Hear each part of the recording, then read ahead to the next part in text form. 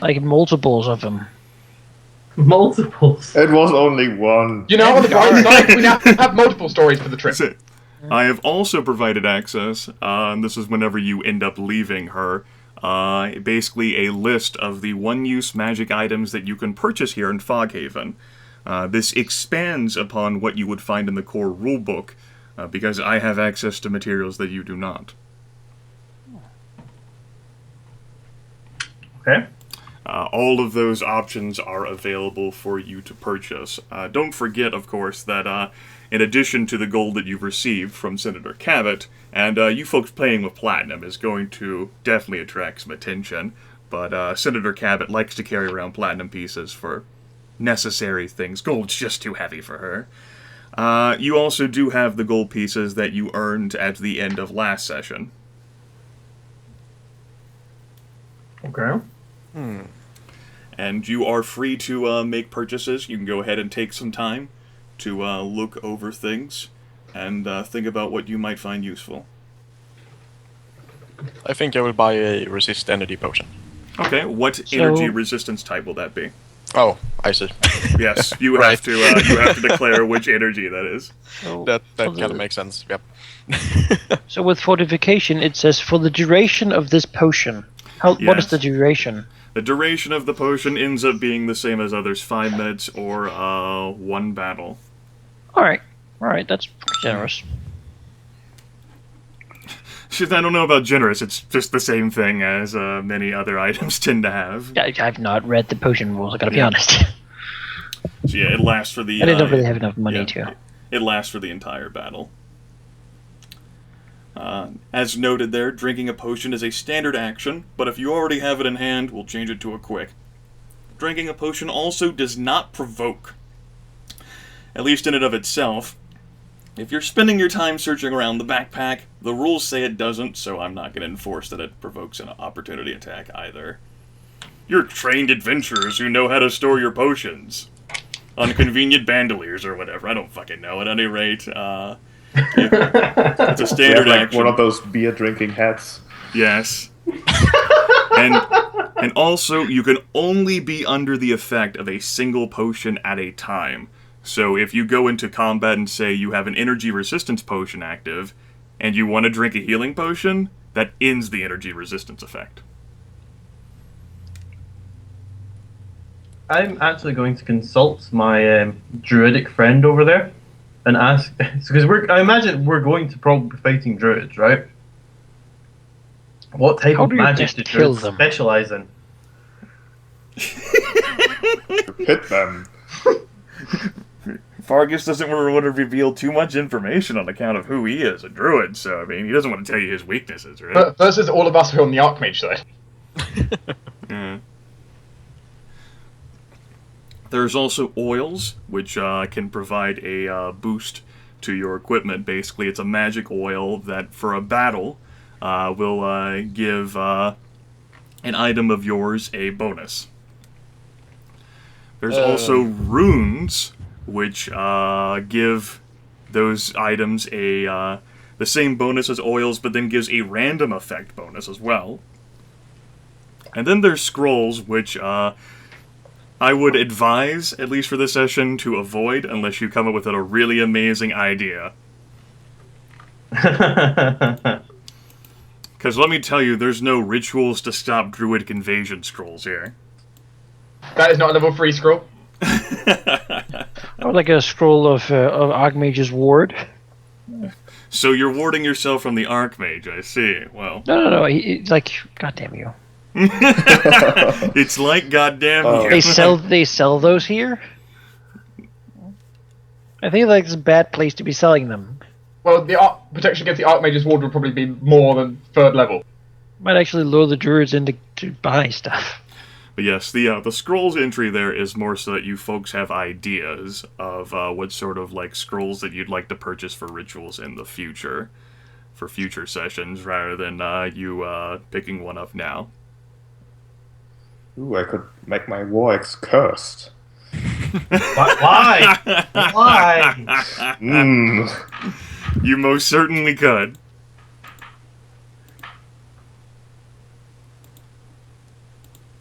Alright. I will buy a healing potion and a salvation potion. Okay. I will buy Salvation. 2 healing potions. All right. I I know said I've Darkest. already bought. Let's see here. So,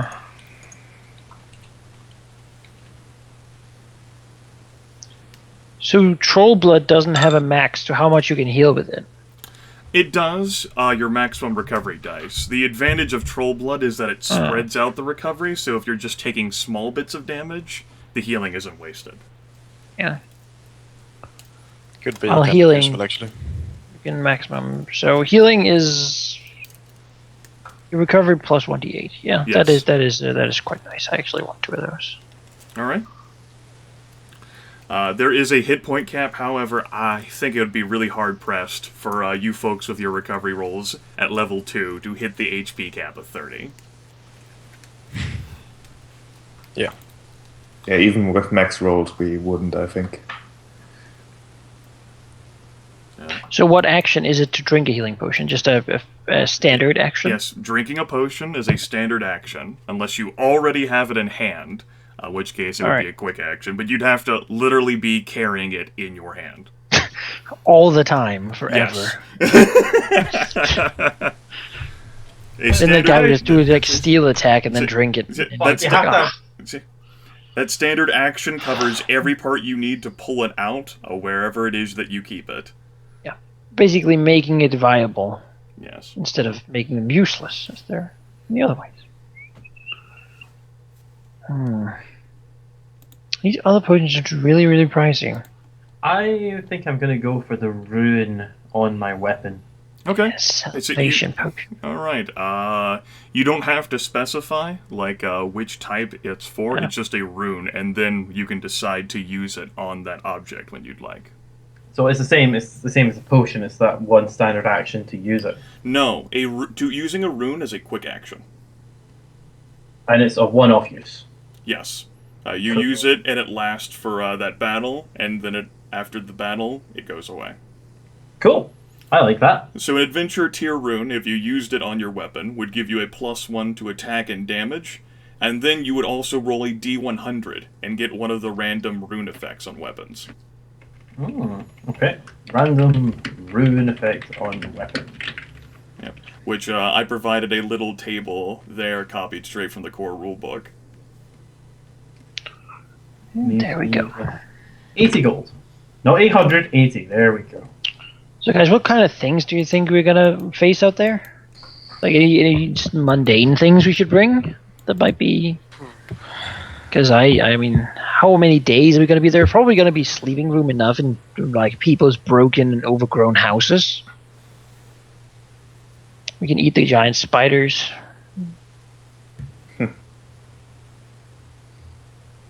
I don't know what we're going to find. Anyone got the cost for rope? Thing. Wait, I've got rope if you need it. Yeah, I got Okay. rope as well. See, there is 20 feet of that spider silk rope as a reminder that you folks found as a group in the first Oh, yeah. session. Who has that? Also, Gryph, you have the poison now. Yay, I got poison. I don't trust him with poison. So On a who's trench. holding the spider silk rope? I don't think any of us. Somebody Wait. should write it down. I have. You wrote it down? Good. Yes. Then you have it. I have letter, 20 feet of black spider robes, rope even, and a You picture could of have their robes. and a Spider picture of a robes. drow elf family. Yes, you will have that as well. Very Uh, important. So let me find. What is the price for rope? Where is it? How much rope would I get with 100 gold pieces? A lot. What do Okay, you so carry? Always asking the pivotal questions. sheep. What condition of rope would you like? Well, Poor, good, or elven? I want all the rope. Condition, everything. Because if you want poor rope, it's 2 silver pieces per rope. That's 50 feet of rope. So, for 100 gold pieces, you could buy, let's see here, 33 times 50 feet elven equals that many feet of elven rope. And have a gold piece left over as a tip. And so you could get 100 gold pieces times 5 if you've got poor rope, times the 50. He Why could do we get even talk 20. about this? He could We get don't need 25. that. Don't know. Because See, because, we just- because this they're is just- dumb, Manaki. They're dumb. That's why. This is we're just I'm not talking talking about about this. Silly. I just asked the question and you went with Also, it. humor actually, while they're sort of going shopping and such, people are distracted. He'll go close to Fargus and sort of, nod to him. Says, after hearing some of, the ominous things our companions have, shared, I am rather glad to have you on here. It seems the worst thing about you is that you used to be associated with some kind of forest people. Oh, what? Your disposition seems to be quite decent, though. What do you mean, some kind of forest people? He says, well, you did identify yourself as a druid, and my experience with them has been quite terrible. Well, I can understand that, but you must understand that not all druids are the same. Which I surely hope so. Yes. It's what I've come to see, at least. Where I come from, we tend to want to preserve life instead of try to take it away from. Yeah. That's a good disposition to have. Yes. Not against the cities and the like, then. No. Just if anyone enters our forest and we ask them to leave and they don't comply, we might attack them. Or we might force them away in some other fashion.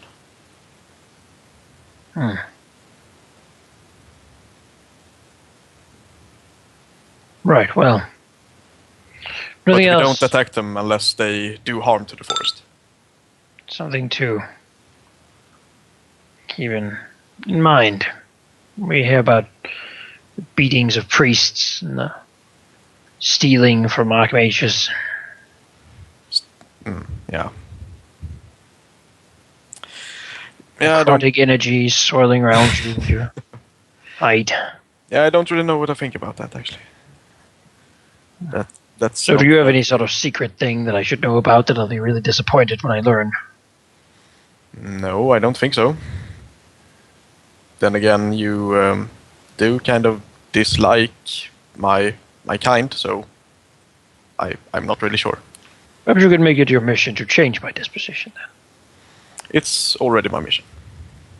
It's good. Good.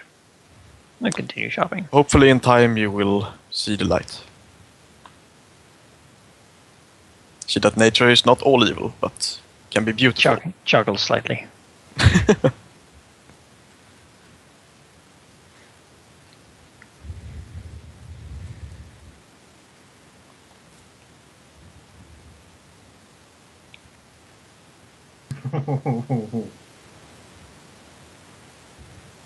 Like some villain shit right there.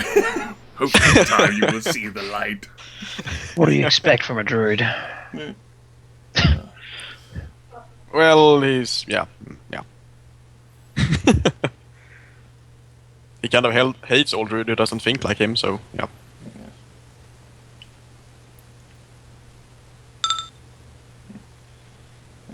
Has everyone taken care of their purchases? You also have time if you folks want to talk to each other and roleplay things out, or do whatever else I reckon you would like before you set out for Meadowdell. I think I got it. Yep.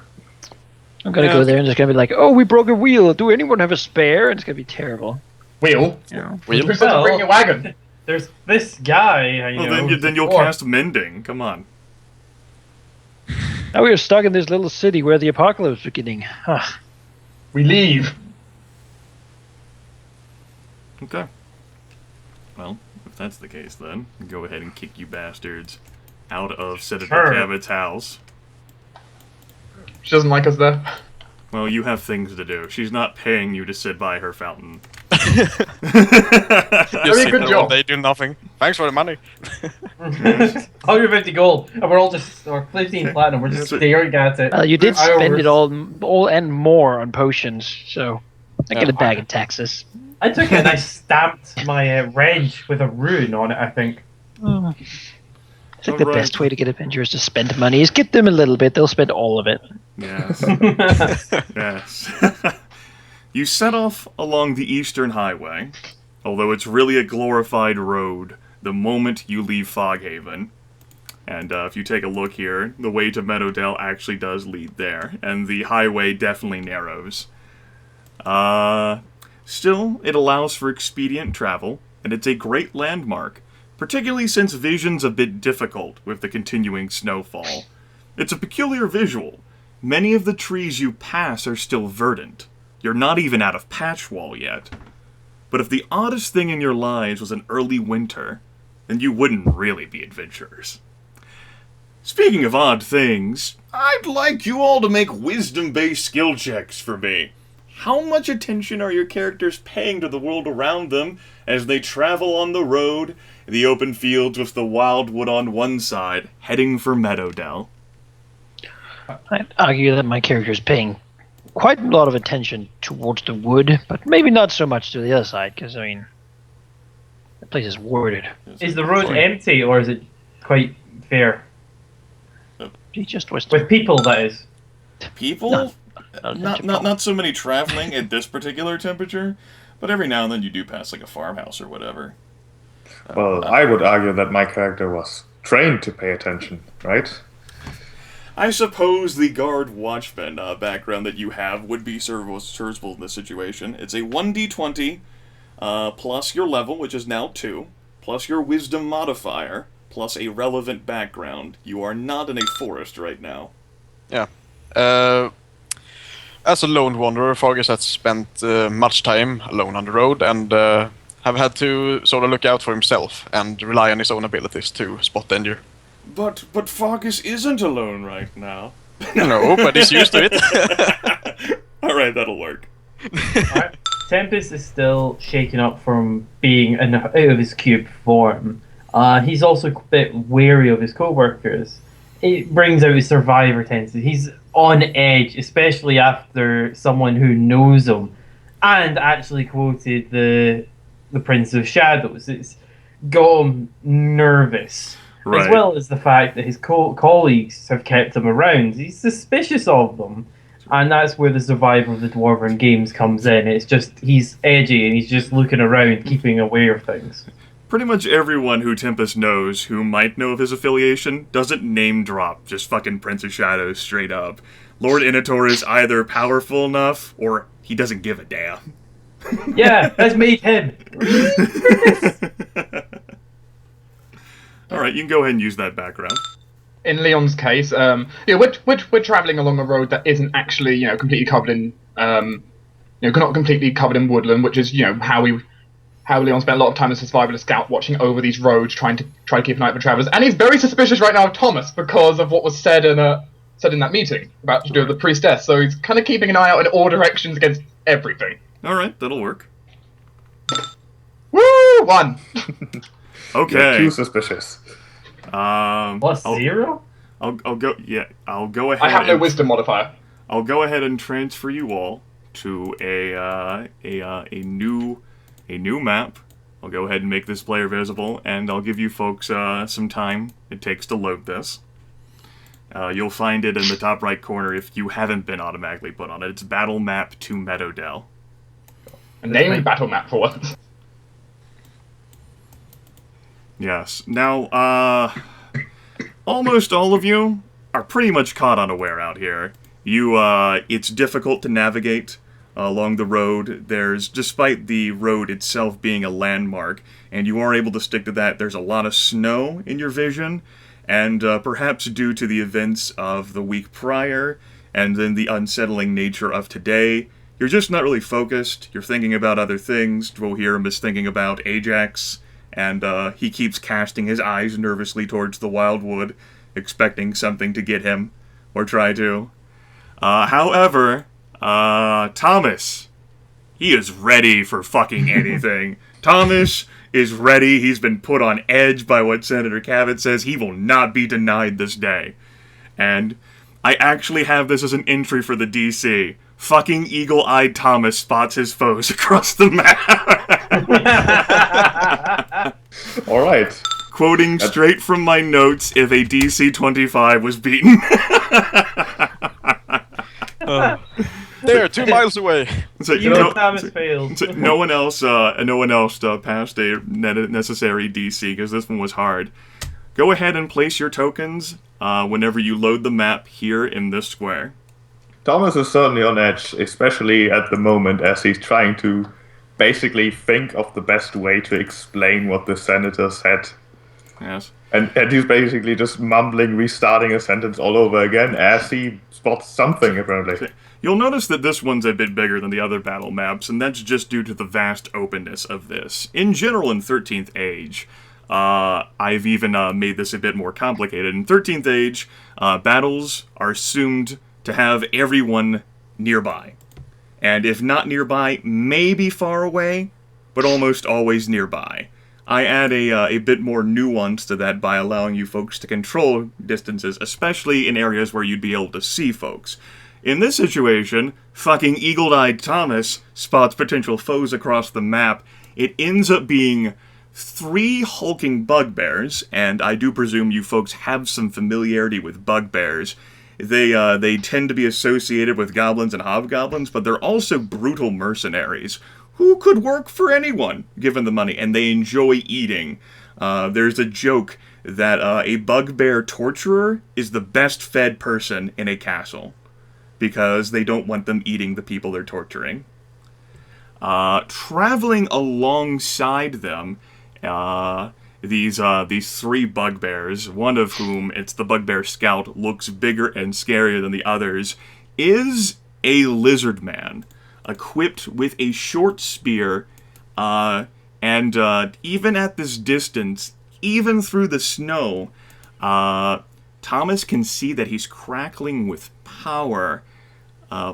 Possibly not just a lizard man, but thinking in his experiences, oh, well, on occasion, there do tend to be blue sorcerers.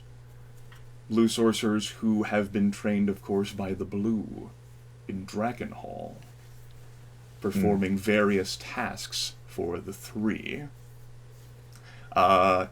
Paladins and clerics of the Great Gold Worm tend to disparagingly call them TBs, True Blues, to differentiate between like humans or elves who try to basically stylize themselves as blue sorcerers as well.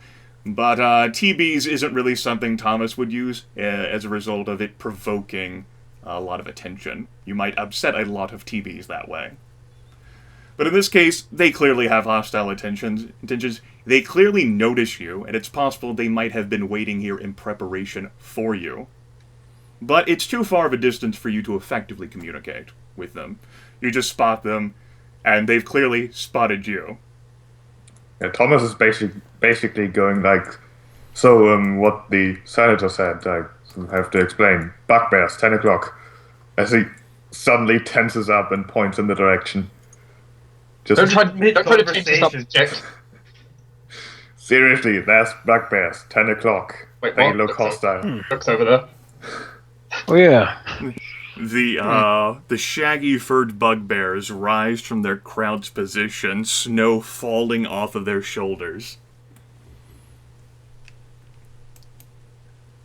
Grim narrows his eyes, knowing that these are usually mercenaries. You know, he gives a quiet wonder to who of his allies have done something in their past that might warrant them being hunted down by bugbears. Is there an idea to talk to them? You did get closer. Yeah, you can't effectively. You basically be shouting at each No, other. I'm just asking the rest of the party. I have a feeling it might be the same situation here as with Ajax. You might go ahead and try, though, but I would like you to remain standing for the remainder of a trip, at least. Well, they do seem kind of hostile, so I don't think there's any point. Shouting across the distance now, the lizard man yells, "Thomas Tonell! It will be my pleasure to gut you like the worm you are and hoist your innards upon my spear." So you have 2 bits of wondering. explaining. Well, you have 2 bits of explaining to do now, Thomas. Thomas sighs. just And, mumbles, "Oh, what a week it has Some been priest so you far." punched. And with that, I think the Lizardman's intro is a great argument to roll initiative. Yeah. I agree with that argument. I rolled horribly. I rolled a 3. I rolled a 3 as well on my 2 dice. Yeah.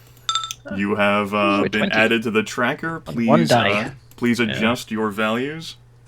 Really, on 2 dice, I got a 3. I rolled a 3 at most. That's just disappointing. So yeah, let me go ahead and roll initiative for the Sorcerer. Oh, nice. For the Bugbear Scout. Jesus. And the 2 Bugbears. What do they shit. seem to be armed? What do they seem to be armed with? The Bugbears, the 2 Bugbears, appear to be armed with massively oversized weapons, in this case, cudgels. The Bugbear Scout has both a flanged mace and throwing axes on his side. The Blue Sorcerer, he just has a short spear.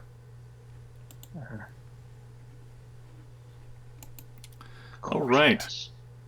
The Bugbear Scout acts first. And, let me see here. This is an attack that doesn't exactly matter the distance because it's not directly an attack. And this goes against the person with the highest mental defense, in this case Dwohurim, as he tries Stealthy Maneuver, and that will just hit Dwohurim's mental defense. The Bugbear Scout, basically, his tactics are unconventional, and he hunches and hulks his form down low as he quickly storms across the landscape. His next attack will be far more lethal as a result. And he will end up double moving. Fargus, it is your turn. I'm just gonna see here. Alright, so what kind of armor is the scout wearing? Well, he appears to be, lightly armored, given, situation. The normal bugbears do appear to be more heavily armored than him. I see. But, bugbears also do tend to have, thick hides, so perhaps he's relying on that for protection. Yeah. What kind of terrain is this, by the way? Is this, like, plains? It's or... plains, although you can also draw upon the forest as well. The wildwood is close enough nearby, and that's to your south. Could I also use, like, ice spells? Yes, given the wintry conditions, I think that's allowable. Alright. All the spells. No. But some of them. But yeah, for now I'm just gonna move here and cast the Flame Spear at the bugbear. Alright, Flame Spear. Oh. That is a hit versus the Bugbear Scout. I will go ahead and deal those 8 points of damage to him. Alright. As you cause him to howl and then snarl in anger at you. The normal, let's see, Bugbear, that's Bugbear. He will, he doesn't have any super cool, you know, stealthy maneuver. He'll just move normally. A move, and then a double move. Dwohurim's turn. Yeah. Question as always comes to how much power do we want to throw at this? You know, last time I think I used my things a little bit early, so maybe we'll just. I mean, this doesn't seem to be the worst kind of battle, and just That's also check might the be. range of. I can't reach the sorcerer. No. Far away. I have a feeling that we shouldn't be too much in a group. Because, I don't know anything about sorcerers. Sis. You'll never know. I'll need to target a nearby enemy, so let's go here. And let's target the same one, the Bugbear Scout, with a Ray of Frost. Okay. Empowered Ray of Frost. All right. Let's keep it real. That is not a hit against his physical defense. Yeah. And that does not have any missed damage associated, right? Okay. It does damage equal to my level. Alright. Well, 2 points of damage then. Well, before we do that whole thing, I think you should really try again. Okay. I'm willing to try again. Thomas basically shouts, "I will explain later, now do something." Fine. I'll do it better. Hopefully. 18. 18 is enough to hit his physical defense. Is it 18 It is damage? 3d6, which is 18 damage. Okay. Let me go As ahead. sort of as he just sort of takes his staff, whips up some snow at the bottom of it, and then almost grabs almost as if he drags something out of the snow with his hand, pulling out the essence of it, and then sort of flinging it towards the scout, who then is hit by it, and then sort of, the snow around him sort of moves up and sort of cuts in the metal bits on his armor begins to gleam and creak as they sort of frost burn to his skin. Okay. The blue sorcerer moves to this square, and he gathers power. However, there is no one currently engaged with his ally, so his gather power effect does not take hold. That ends his turn. Double damage. Thomas, it is your turn. Thomas is going to charge ahead, position himself at the front, and let's assess the situation here, shall we? Well, there's 3 bugbears. This one has been injured, but he's also definitely bigger than the normal bugbears, despite having this beautiful name tag that says he's a scout. And there's a sorcerer back there who's planted his staff, and he's whispering arcane words. He looks pretty scary. I know, right? Well, that's his turn. Tempus, you're up. Alright. Tempus is going to dart up here. Okay. But it just isn't like Yeah, there. I understand. And as he's running, he's going to reach into his pocket to pull out a spork.